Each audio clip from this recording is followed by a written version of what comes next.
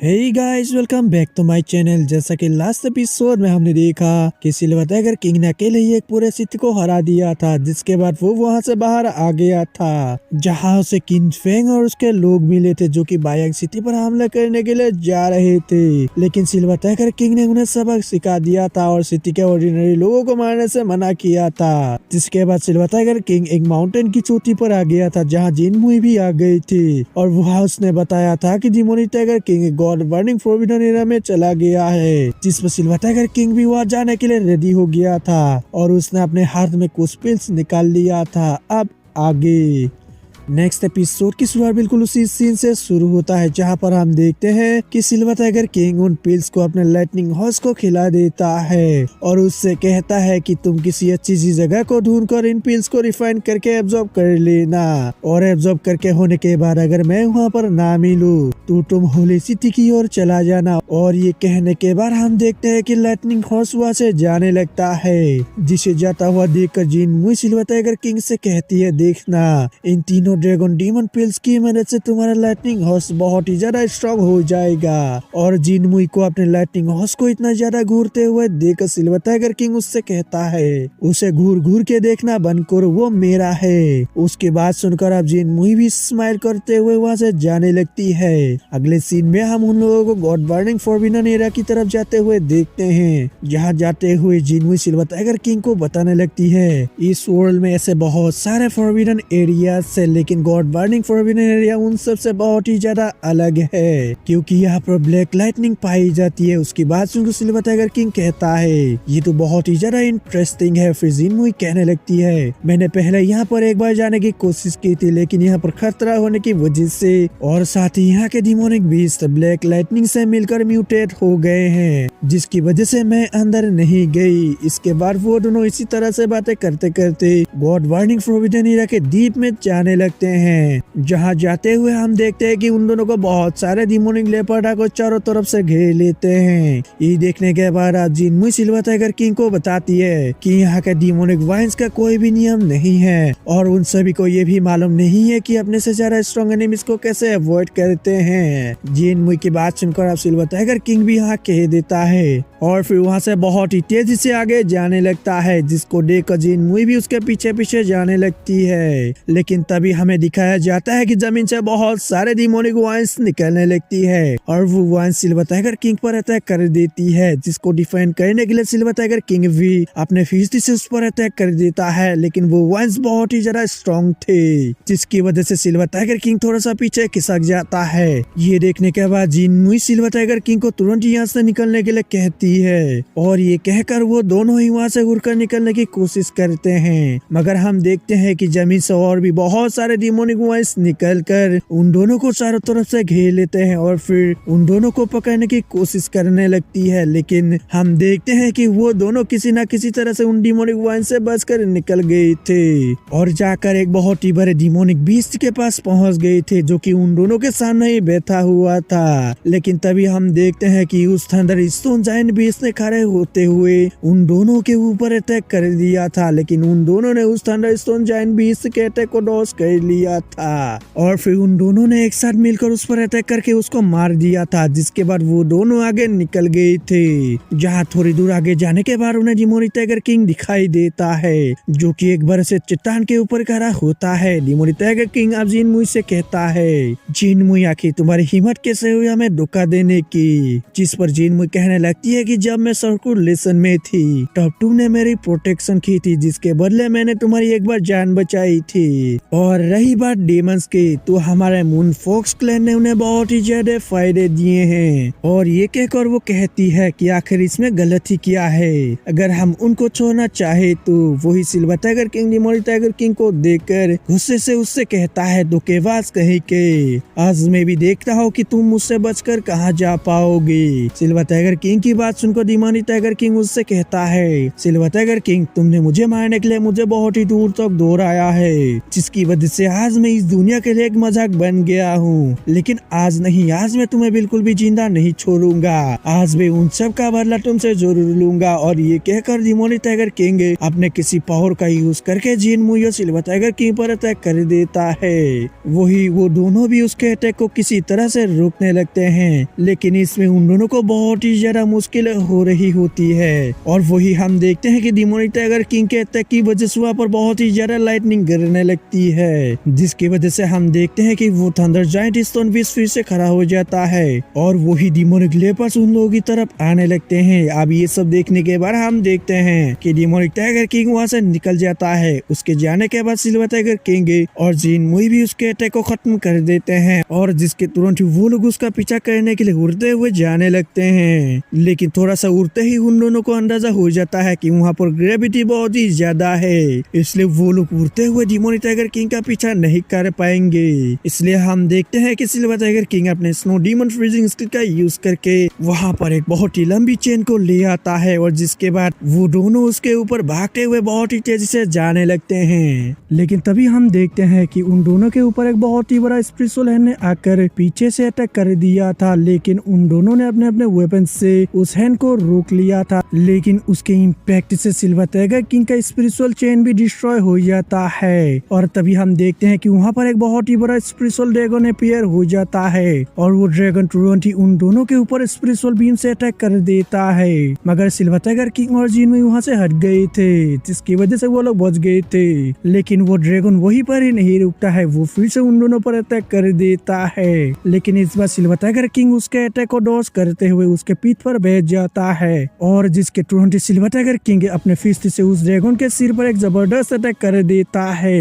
जिसकी वजह से वो ड्रैगन जमीन से जा टकराता है और वो वहीं पर ही खत्म हो जाता है। जिसके बाद सिल्वर टाइगर किंग जमीन पर आकर उस लाइटनिंग ड्रैगन के कोर को अपने पास बुला लेता है। अब उस लाइटनिंग कोर को देखकर जिन में बहुत ही ज्यादा एक्साइटेड हो जाती है और वो सिल्वर टाइगर किंग से कहती है कि ये तो एक थंडर लाइटनिंग ड्रैगन कोर है। उसकी बात सुनकर सिल्वर टाइगर किंग कहता है, चलो इतना मेहनत करने के बाद मुझे सिर्फ एक ड्रैगन का कोर मिला है, चलो कोई बात नहीं, ये उतना भी बुरा नहीं है। ये सुनने के बाद जिन उससे कहने लगती है, आखिर तुम्हारा कहने का क्या मतलब है, क्या तुम्हें ये बेकार लग रहा है? अगर तुम्हें ये बेकार लग रहा है तो तुम मुझे ये दे सकते हो। जिस पर सिल्वर टाइगर किंग उसे बताता है, ये ड्रैगन कोर मेरे लिए नहीं है, बल्कि ये मेरे लाइटनिंग हॉर्स के लिए है। और ये कहकर सिल्वर टाइगर किंग एम्पेरर जुआन के टोकन को निकाल लेता है और फिर उस ड्रैगन के कोर के पावर को उसके साथ मर्ज करके उसे अपने पास रख लेता है। जिसके बाद वो दोनों आगे की तरफ निकल जाते हैं। इसके बाद हमारा सीन चेंज होता है और हमें एक वेपन को दिखाया जाता है जो कि दिखने में बहुत ही ज्यादा पावरफुल लग रहा होता है। इसके बाद हम फिर से सिल्वर टाइगर किंग और जिन मुई को देखते हैं जो कि भागते भागते एक जगह पर पहुंच गए थे, पर तभी अचानक जिन मुई वहीं पर ही रुक जाती है, जिसे देखकर सिल्वर टाइगर किंग उससे पूछता है कि क्या हुआ, आखिर तुम यहाँ पर क्यों रुक गई? जिसपे जिन मुई उसे बताती है कि कोई चीज मेरी ब्लड लाइन को इरिटेट कर रही है। और नेक्स्ट एपिसोड की शुरुआत बिल्कुल उसी सीन से होती है जहाँ सिल्वर टाइगर किंग और जिन मुई दोनों ही धीरे धीरे आगे की तरफ जा रहे थे, लेकिन तभी जिन मुई को वो डिवाइन वेपन अपनी तरफ आकर्षित करने लगती है। इसलिए वो सिल्वर टाइगर किंग को बताती है कि लगता है कि कोई चीज मुझे अपनी तरफ बुला रही है। और ये कहने के बाद वे दोनों जब सामने के माउंटेन की तरफ देखते हैं तो उन लोगों को उस डिवाइन वेपन के बारे में पता चल जाता है। और ये पता चलने के बाद जिन मुई कहने लगती है, इस गॉड बर्निंग फॉरबिडन एरिया में मैं सिर्फ इसी वेपन को ढूंढने के लिए ही आई थी। और ये कहकर वो उस माउंटेन की तरफ देखती हैं जहाँ एक पत्थर पर कुछ लिखा हुआ था। जिसके बाद वो दोनों उस पत्थर के पास आ जाते हैं, जहाँ आने के बाद जिन मुई कहने लगती है, मैं जानती हूँ कि इस माउंटेन के अंदर एक बहुत ही बड़ी मिस्ट्री छुपी हुई है, यानी कि एक बहुत ही बड़ा राज छुपा हुआ है, लेकिन इसके बावजूद मुझे किसी भी हालत में इस डिवाइन वेपन को लेना होगा। दोस्तों यहाँ पर मैं बता दूं कि उस डिवाइन वेपन का नाम डिवाइन फॉक्स स्केप्टर है, ठीक है ना। अब चलिए आगे बढ़ते हैं। जिन मुई की बात सुनकर सिल्वर टाइगर किंग उसे बताने लगता है, इस दुनिया का सबसे पहला जो गॉड फॉक्स क्लैन था वो बहुत सारे अलग अलग क्लैन से मिलकर बना हुआ था और उन सभी की स्ट्रेंथ उस समय के डीमन क्लैन से भी बहुत ही ज्यादा थी। इसीलिए तुम उस डिवाइन वेपन की मदद से सभी फॉक्स के सभी रेसेस को ऑर्डर दे सकती हो, यानी कि उस डिवाइन वेपन की मदद से सभी फॉक्स को ऑर्डर दिया जा सकता है, जिसकी वजह से तुम इसे सच में ज्यादा देर तक संभाल नहीं पाओगे। इसलिए क्या तुम इसके लिए बिल्कुल श्योर हो कि तुम्हें इसके अलावा और कुछ भी नहीं चाहिए, जिस पर जिनमुई उसे बताती है और उसके साथ एक डील करती है कि मुझे सिर्फ इस डिवाइन वेपन की जरूरत है, इसके अलावा मुझे कुछ भी नहीं चाहिए, इसलिए ये मेरा तुम्हारे ऊपर एक फेवर है। जिस पर अब सिल्वर टाइगर किंग भी उसका ये डील एक्सेप्ट कर लेता है। उसके बाद सिल्वर टाइगर किंग उस पत्थर के ऊपर लिखे हुए शब्दों को देखकर कहता है, ये लिखा हुआ तू एक गोल्डन मार्शल गॉड का है। उसकी बात सुनकर जिनमुई उसे बताती है कि मैंने कुछ गोल्डन मार्शल गॉड्स के हैंड राइटिंग्स को पढ़ा हुआ है, इसलिए मैं ये दावा के साथ बता सकती हूँ कि ये हैंड राइटिंग तीनों गोल्डन मार्शल गॉड्स और झाओ हेंटियन का बिल्कुल भी नहीं है। यहाँ पर मैं आप सभी को बता दूं, झाओ हेंटियन भी एक गोल्डन मार्शल गॉड है, लेकिन वो तीनों रेस के गोल्डन मार्शल गॉड से बहुत ही ज्यादा स्ट्रॉन्ग है, जिसकी वजह से वो किसी के पक्ष में भी नहीं रहता है। अब चलिए आगे बढ़ते हैं। जिनमुई की बात सुनकर सिल्वर टाइगर किंग थोड़ा सा हैरान होते हुए उससे कहता है, इसका मतलब क्या यहाँ पर पांचवा गोल्डन मार्शल गॉड भी एग्जिस्ट करता है? जिस पर जिनमुई उससे कहती है, पता नहीं, हो सकता है कि ये एक गोल्डन मार्शल गॉड के द्वारा छोड़ा गया है जो कि अब मारा जा चुका होगा। उस पर सिल्वर टाइगर किंग भी यहाँ कह देता है और एक कहने के बाद वो दोनों उस माउंटेन के ऊपर जाने के लिए निकल जाते हैं, जहाँ थोड़ी दूर आगे जाने के बाद वहाँ का मौसम बहुत ही ज्यादा खराब हो जाता है और बहुत ही भारी मात्रा में वहाँ पर लाइटनिंग गिरने लगती है, जिसे देखकर सिल्वर टाइगर किंग बताता है कि इस माउंटेन के अंदर जरूर कुछ गड़बड़ है और साथ ही उस पत्थर में जो कुछ भी गोल्डन मार्शल गॉड के द्वारा लिखा हुआ था वो चेतावनी से ज्यादा मुझे धमकी लग रहा था। लेकिन उस धमकी का इस डिजास्टर के पावर के साथ आखिर क्या लेना देना हो सकता है? क्या उस गोल्डन मार्शल गॉड ने जो पत्थर पर उन वर्ड्स को लिखा है वो डिजास्टर के पावर के बीच कुछ कनेक्शन है? जिस पर अब जिनमुई उसे बताती है, एंशिएंट रिकॉर्ड्स के अनुसार कई हजारों साल पहले गॉड फॉक्स के पेट्रियार्क जो कि नाइन टेल फॉक्स में से एक थी, उनके पास वो डिवाइन फॉक्स वेपन था जिसकी मदद से उन्होंने गॉड फॉक्स क्लैन के इलाइट आर्मी को फाइट करने के लिए सबसे आगे रहकर लीड किया था और उस समय वो जहाँ पर मरी थी वही डिजास्टर का कोर होना चाहिए जहाँ पर अभी वो डिवाइन वेपन मौजूद है। लेकिन आखिर ऐसा कैसे हो सकता है और क्यों ये डिवाइन फॉक्स वेपन अभी भी यहाँ पर सही सलामत मौजूद है? क्या यहाँ पर कोई और दूसरा सीक्रेट है? उसके बाद सुनकर अब सिल्वर टाइगर किंग उससे कहता है, हाँ बिल्कुल ऐसा हो सकता है, यहाँ पर दूसरा सीक्रेट भी मौजूद हो सकता है। और ये कहने के बाद हम देखते हैं कि जिनमुई और सिल्वर टाइगर किंग उस माउंटेन के और भी ऊपर चढ़ने लगते हैं, जहाँ उन लोगों ने अपने ऊपर एक सील लगा लिया था क्योंकि उन लोगों के ऊपर लगातार बहुत ही खतरनाक लाइटनिंग गिर रही थी। और वही उन लोगों के पास में ही हम डिमोनिक टाइगर किंग को भी देखते हैं जो कि एक चट्टान के ऊपर खड़ा था और वो उन दोनों को देखकर जोर जोर से उन पर हंस रहा था। जिसके बाद हम फिर से सिल्वर टाइगर किंग और जिनमुई को देखते हैं जो कि अपने सामने सील लगाने के बावजूद भी उन्हें आगे बढ़ने में बहुत ही ज्यादा मुश्किलें हो रही थी, लेकिन इसके बावजूद भी वे लोग हार न मानते हुए आगे की तरफ जा रहे थे। लेकिन तभी उन लोगों को अपने पीछे कुछ एहसास होता है, इसलिए वो लोग पीछे मुड़कर देखते हैं जहां उन लोगों को डिमोनिक टाइगर किंग दिखाई देता है जो कि अपने स्वॉर्ड पर एनर्जी ट्रांसफर करके उन पर अटैक करने के लिए बिल्कुल रेडी था। लेकिन तभी उसके ऊपर भी वहां की लाइटनिंग आकर गिरने लगती है जिसकी वजह से वो उन लोगों पर अटैक नहीं कर पाता है और उससे मजबूरन वहां से भागना पड़ता है। जिसके बाद सिल्वर टाइगर किंग और जिनमुई अपने शील्ड में और भी ज्यादा एनर्जी ट्रांसफर करके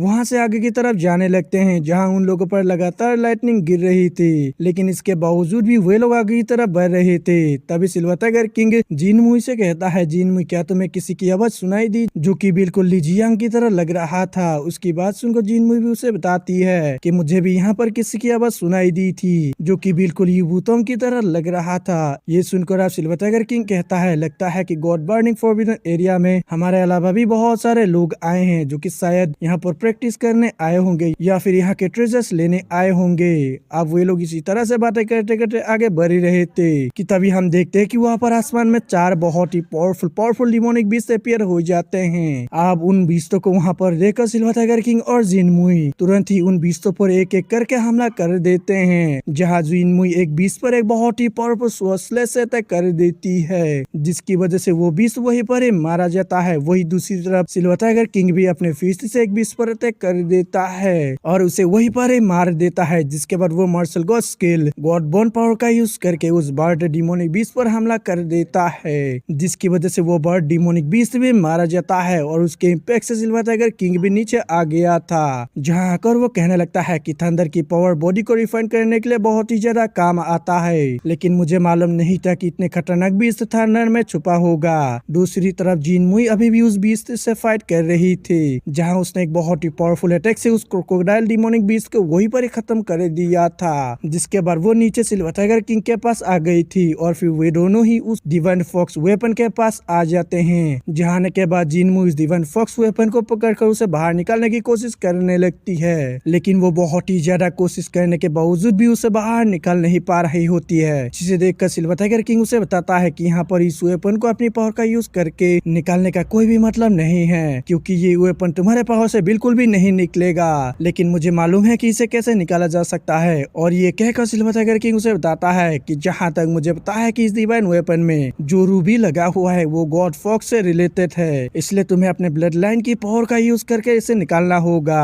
उसकी बात सुनकर अब जिनमू भी वैसा ही करने लगती है, जिसकी वजह से हम देखते हैं कि उस वेपन में से बहुत ही ज्यादा लाइट निकलने लगती है। और तभी हम देखते हैं कि वहाँ के जमीन की चट्टानें फंस जाते हैं, जिसके अंदर हमें एक नाइन टेल फॉक्स दिखाया जाता है, जिसे देखकर सिल्वर टाइगर किंग कहने लगता है कि गोल्डन मार्शल गॉड इसी की ओर इशारा कर रहे थे। और ये कहकर वो जिनमू को बताता है अगर यहाँ तुम्हारे जगह पर तुम्हारे क्लैन का कोई और मेंबर होता तो उसे यहाँ पर नाइन टेल फॉक्स के बारे में बिल्कुल भी पता नहीं चलता, क्योंकि इसके लिए फॉक्स गॉड के गोल्डन ब्लड लाइन का होना जरूरी था, जो कि सिर्फ तुम्हारे पास है। और ये कहकर सिल्वर टाइगर किंग उस नाइन टेल फॉक्स के पास आ जाता है और उसे देखते हुए कहने लगता है कि आखिर इस डिजास्टर वाले जगह पर क्या हुआ था, क्या सच में यहाँ पर कोई राज छुपा है। और दोस्तों नेक्स्ट एपिसोड की शुरुआत बिल्कुल उसी सीन से होती है जहाँ सिल्वर टाइगर किंग अभी भी उसी नाइन टेल फॉक्स को ही देख रहा होता है, लेकिन तभी हम देखते हैं कि अचानक वहाँ का पूरा माहौल ही चेंज होने लगता है, जहाँ बादल काले पड़ जाते हैं और वहाँ माउंटेन से एक बहुत ही खतरनाक स्पिरिचुअल एनर्जी निकलने लगती है, जो कि जाकर सीधा उसी बादल से टकरा जाती है। वही हम देखते हैं कि ये नजारा इतना ज्यादा खतरनाक था कि इसको दूर दूर के लोग भी देख पा रहे थे। और उसे देखकर इधर से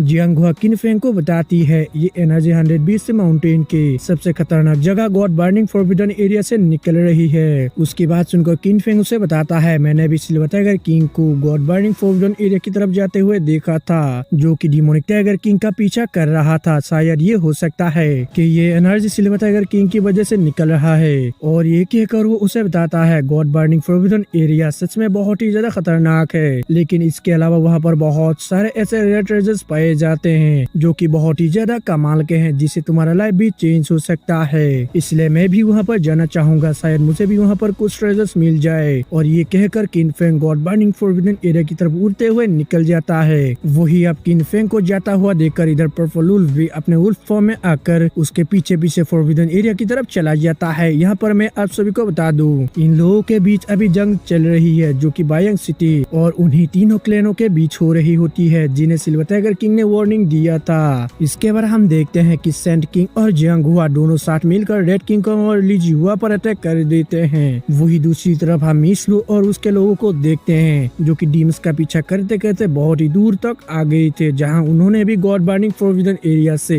आने वाली इस एनर्जी को देख लिया था, जिसे देखकर लिंटियन चट्टान के ऊपर चढ़ गया था। और वहां से उस एनर्जी को देखते हुए वो सभी को बताता है कि ये energy God burning forbidden area से निकल रही है। उसकी बात सुनकर अब लिंटियन कहता है अगर गॉड बर्निंग फॉरबिडन एरिया में से ये एनर्जी निकल रही है तो फिर इसका मतलब वहाँ पर जरूर कोई सुप्रीम ट्रेजर अपीयर हुआ होगा। फिर लिंटियन कहने लगता है हमें इबुजू और उसके लोगों का पीछा करना कंटिन्यू रखना चाहिए, क्योंकि हम उन्हें अपने ह्यूमन टेरिटरी के अंदर रहने नहीं दे सकते हैं, नहीं तो वो लोग फिर से होली सिटी पर अटैक करने का प्लान करेंगे। अब लिंटियन की बात सुनकर लिंटियन मिस लुओ से कहता है वाइस दिन लुओ आप हम सब में से सबसे ज्यादा स्ट्रॉन्ग है, इसलिए क्यों ना आप गॉड बर्निंग फॉरबिडन एरिया की तरफ चले जाएं। और जबकि मैं और लिंटियन हम दोनों उन डीमंस के पीछे जाते हैं। उसके बाद सुनकर अब मिसलो भी हाँ कह देती है। और ये कहने के बाद मिसलो और लो सुइमी के साथ साथ बाकी सभी लोग भी गॉड बर्निंग फॉरबिडन एरिया की तरफ निकल जाते हैं। उसके बाद सीन चेंज होता है और हम यूज और उसके लोगों को देखते हैं, जहाँ उन सभी ने भी उस एनर्जी लाइट को देख लिया होता है, जिसे देखकर यूबुजू की अन कहती है क्या वो light God burning forbidden area से निकल रही है। इस पर अब माओ जिनलोंग भी हाँ कह देता है और कहता है कि भले ही 120 माउंटेन बहुत ही ज्यादा बड़ा है, पर वहाँ के इम्पोर्टेंट प्लेसेस को 3 मुख्य क्लैन के द्वारा कंट्रोल किया जाता है, लेकिन एक इम्पोर्टेंट जगह को छोड़कर, और वो है गॉड बर्निंग फॉरबिडन एरिया। उसकी बात सुनकर इबुजू की आंट इबुजू से कहती है गॉड बर्निंग फॉरबिडन एरिया में बहुत सारे सुप्रीम ट्रेजर्स मौजूद है और जरूर ये लाइट किसी सुप्रीम ट्रेजर की अपीयर होने की वजह से निकल रहा है, इसलिए तुम्हें ली फेंग और माओ जिनलोंग को अपने साथ गॉड बर्निंग फॉरबिडन एरिया में ले जाकर एक बार चेक कर लेना चाहिए। और मैं और बाकी सब मिलकर ह्यूमंस को रोकने की कोशिश करते हैं। उसकी बात सुनकर अब इबुजू भी हाँ कह देती है। इसके बाद सीन चेंज होता है और हम सिल्वर टाइगर किंग और जिनमुई को देखते हैं, जहाँ जिनमुई अभी भी उस डिवाइन फॉक्स वेपन को निकालने की कोशिश कर रही होती है। और तभी हम देखते हैं कि वहाँ की सारी एनर्जी जिनमुई के अंदर एब्जॉर्ब होने लगती है और फिर देखते ही देखते जिनमुई उस डिवाइन फॉक्स वेपन को बाहर निकालने में कामयाब हो जाती है, जिसकी वजह से हम देखते हैं कि उस नाइनटेल फॉक्स की भी आंखें खुल जाती है और इसी वजह से वो बहुत ही ज्यादा खुश दिखाई दे रही थी। लेकिन तभी हमें वहाँ पर एक बंदा दिखाई देता है जो कि उसी माउंटेन से बाहर निकलता है, जिसे देखकर सिल्वर टाइगर किंग और जिनमुई बहुत ही ज्यादा हैरान हो जाते हैं क्योंकि वो एक गोल्डन मार्शल गॉड था। इसके बाद वो बंदा अपने आप को इंट्रोड्यूस करता है कि उसका नाम डुगुजू है, जो कि एक मार्शल गॉड है और साथ ही इस जगह की प्रोटेक्ट करने की रेस्पॉन्सिबिलिटी मेरी थी। और ये कहकर डुगुजू सिल्वर टाइगर किंग और जिनमुई से कहता है, लेकिन तुम दोनों ने यहाँ आकर इस सील को डिस्ट्रॉय कर दिया है, इसलिए अब तुम दोनों को मरना होगा। डुगुजू की बात सुनकर सिल्वर टाइगर किंग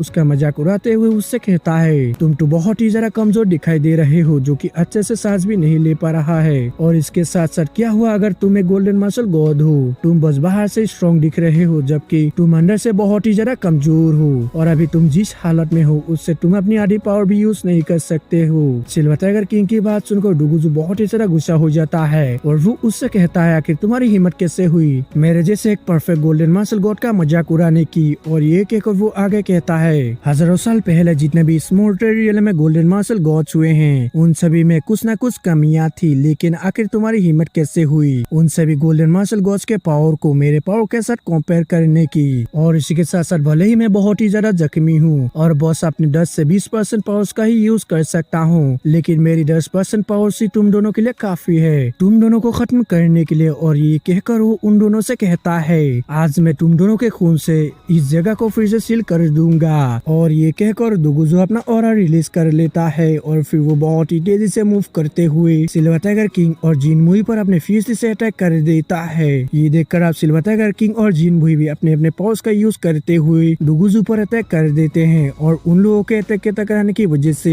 वहाँ पर एक एनर्जी का ब्लास्ट होता है, जिसके इम्पैक्ट से सिल्वर टाइगर किंग और जिनमुई थोड़े से पीछे खिसक जाते हैं। इसके बाद डुगुजू अपने पावर्स का यूज करते हुए जमीन पर अपना पाँव मारता है, जिसकी वजह से वो नाइनटेल फॉक्स फिर से पत्थरों के अंदर सील हो जाता है। वही दूसरी तरफ सिल्वर टाइगर किंग और जिनमुई डुगुजू से फाइट करने के लिए फिर से रेडी हो जाते हैं। सीन से होती है जहाँ जिनमुई डिवाइन फॉक्स वेपन को नीचे रखकर अपने पावर से डुगुजू पर अटैक कर देती है। वही सिल्वर टाइगर किंग भी अपने स्काई ब्रेकिंग स्पीड से उस पर अटैक कर देता है, लेकिन हम देखते हैं कि डुगुजू बहुत ही आसानी से उन दोनों के अटैक्स को अपने हाथों से ही रोक लेता है। ये देखकर आप silver tiger king infinite speed से उस पर पास जाकर अटैक करने की कोशिश करता है, लेकिन इस बार भी डुगुजू उसके अटैक को बहुत ही आसानी से रोक लेता है और उल्टा उस पर एक पंच मार देता है, जिसकी वजह से सिल्वर टाइगर किंग थोड़ा सा पीछे खिसक जाता है। लेकिन सिल्वर टाइगर किंग अभी भी हार नहीं मानता है और अपने टाइगर किंग स्पिरिट स्किल को एक्टिवेट कर देता है, जिसकी वजह से हम देखते हैं कि वहाँ पर एक टाइगर स्पिरिट आकर डुगुजू पर अटैक कर देता है। मगर डुगुजू बहुत ही ज्यादा स्ट्रॉन्ग था और उसने अपने एक ही हाथ के जापर से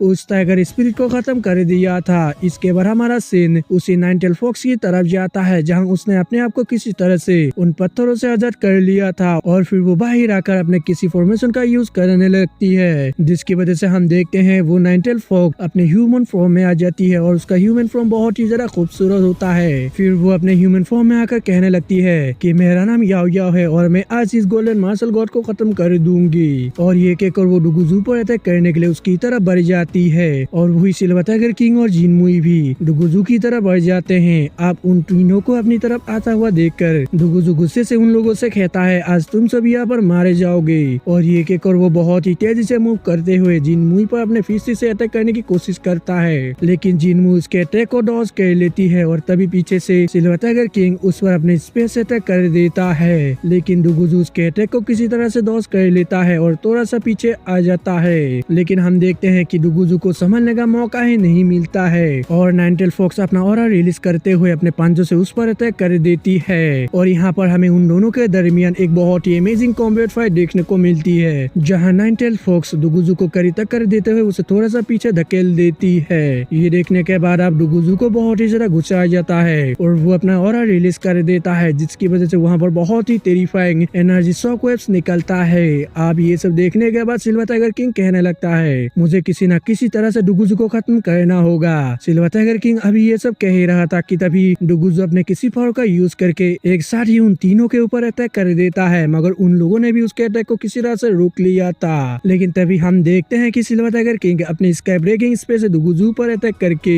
उसके अटैक को खत्म कर देता है। ये देखने के बाद डुगुजू तुरंत ही सिल्वर टाइगर किंग के ऊपर अटैक कर देता है और वही जिनमुई और नाइन टेल फॉक्स दोनों ही आगे और पीछे से डुगुजू के ऊपर अटैक कर देती है, जिसकी वजह से हम देखते हैं कि डुगुजू बहुत ही ज्यादा जख्मी हो जाता है और उसके मुंह से ब्लड भी निकल जाता है और वही सिल्वर टाइगर किंग ने भी उसके अटैक को रोक लिया था। ये सब देखने के बाद अब डुगुजू बहुत ही ज्यादा गुस्सा हो जाता है और वो अपने किसी फॉर्मेशन का यूज कर देता है, जिसकी वजह से हम देखते हैं कि वहाँ पर डार्क डिवाइन थंडर आ जाती है। ये देखने के बाद सिल्वर टाइगर किंग तुरंत ही अपने थंडर एल्केमी स्किल का यूज करता है और डार्क डिवाइन थंडर को रिफाइन करके अपने अंदर एब्जॉर्ब करने लगता है। अब सिल्वर टाइगर किंग को ये सब करता हुआ देखकर डुगुजू जोर जोर से उस पर हंसने लगता है और वो हंसते हुए उससे कहता है कि बच्चे, तुम कुछ भी नहीं जानते हो और तुम वो सब जानने के काबिल भी नहीं हो कि डार्क डिवाइन थंडर किससे मिलकर बना है। लेकिन मैं तुम्हें एक चीज जरूर बताना चाहूंगा और ये कहकर वो उसे बताता है कि डार्क डिवाइन थंडर को अब तक जिसने भी कंट्रोल करने की कोशिश की है वे लोग इस डार्क डिवाइन थंडर के द्वारा कंट्रोल हो गए हैं। और ये कहकर डुगुजू अपने थंडर कंट्रोलिंग स्किल का यूज करते हुए सिल्वर टाइगर किंग से कहता है, बच्चे अब तुम मेरे वर्ड स्लेव बनोगे। डुगुजू की ये सब बातें सुनकर जिनमुई बहुत ही ज्यादा परेशान हो जाती है और वो सिल्वर टाइगर किंग से कहती है, सिल्वर टाइगर किंग